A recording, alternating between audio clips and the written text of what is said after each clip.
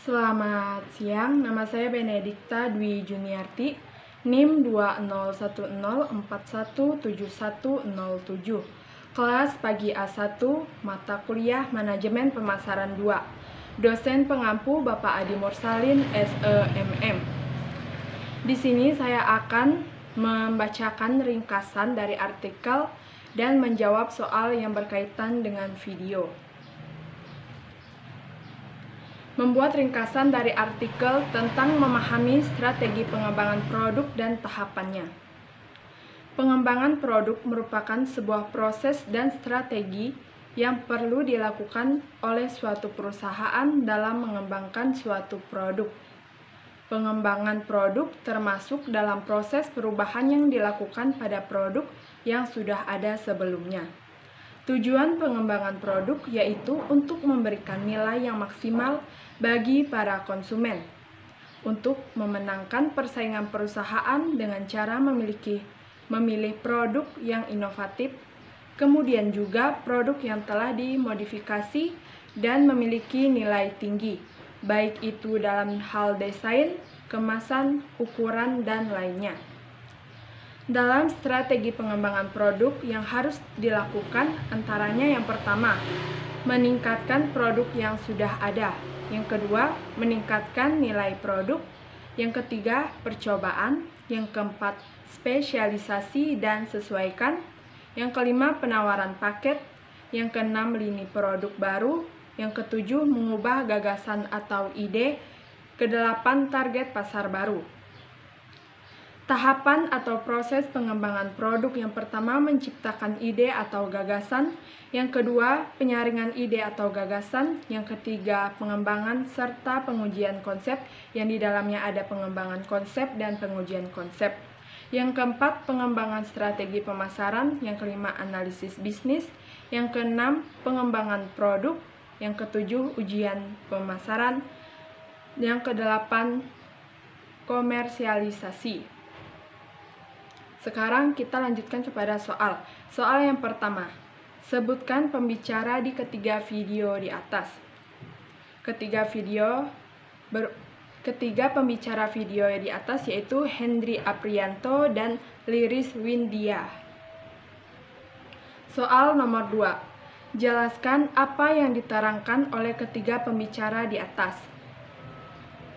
Yang diterangkan dari ketiga video di atas adalah mengenai produk dan pengembangan produk yang dilaksanakan oleh pihak pengusaha ataupun perusahaan supaya mampu bersaing dengan para pesaing bisnisnya.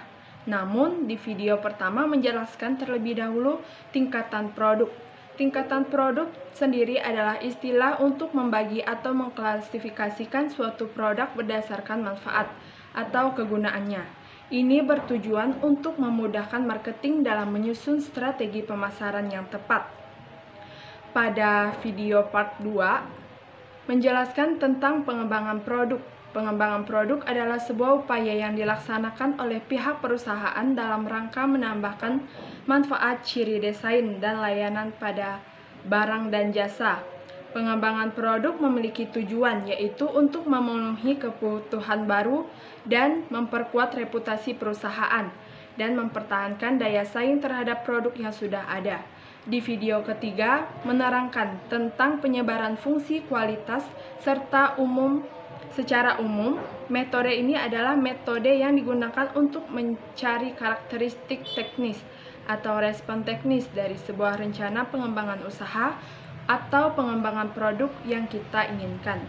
Dari metode ini dapat dipakai di konteks jasa dan juga bisa dipakai di konteks manufaktur. Soal nomor 3, jelaskan isi teori yang dijelaskan oleh ketiga pembicara di atas. Isi teori. Tingkatan produk adalah istilah untuk membagi atau klasifikasi suatu produk berdasarkan manfaat atau kegunaan. Hal ini bertujuan untuk memudahkan marketing dalam menyusun strategi pemasaran yang tepat. Tingkat produk yang nantinya membutuhkan suatu hierarki yang akan sangat menentukan positioning suatu produk. Pengembangan produk adalah proses perubahan yang dilakukan terhadap produk yang sudah ada, sekaligus proses pencairan inovasi untuk menambah nilai terhadap barang lama dengan mengkonversikannya ke dalam produk tersebut. Dengan adanya pengembangan produk, berarti perusahaan sudah memahami tentang kebutuhan dan keinginan pasar. Tujuan pengembangan produk adalah untuk memberikan nilai maksimal bagi konsumen, memenangkan persaingan perusahaan dengan memilih produk yang inovatif, produk yang dimodifikasi, serta mempunyai nilai yang tinggi baik dalam desain, warna, ukuran, kemasan, merek, dan ciri-ciri lain. Memperluas lini produk. Jenis pengembangan produk dilakukan perusahaan dengan cara menambahkan item pada lini produk yang sudah ada atau menambahkan lini produk baru.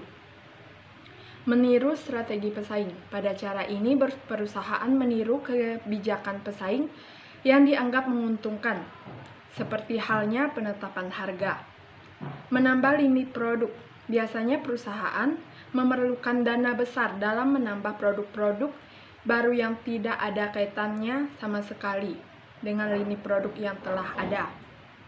Karena produk yang belum pernah diproduksi sebelumnya,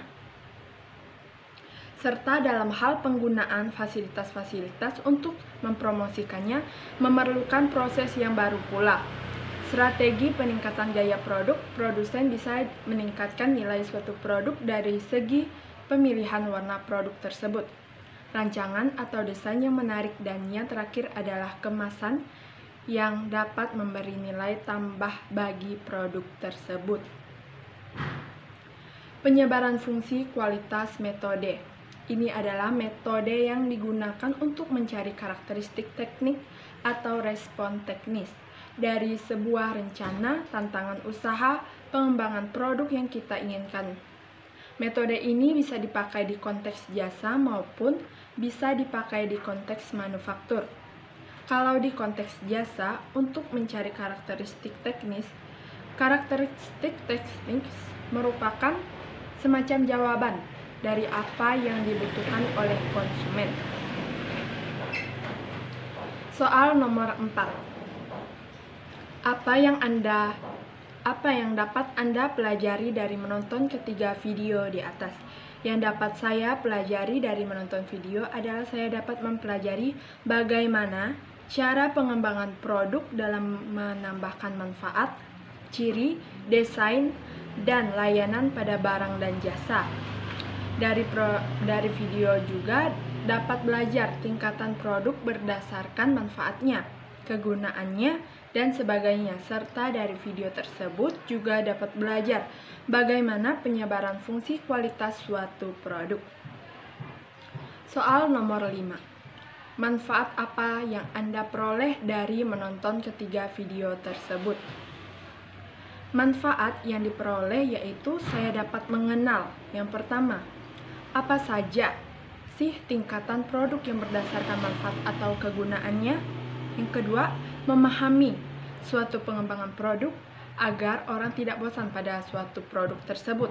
Yang ketiga, memahami penyebaran fungsi kualitas di mana mencari karakteristik teknis atau respon teknis dari sebuah rencana pengembangan usaha.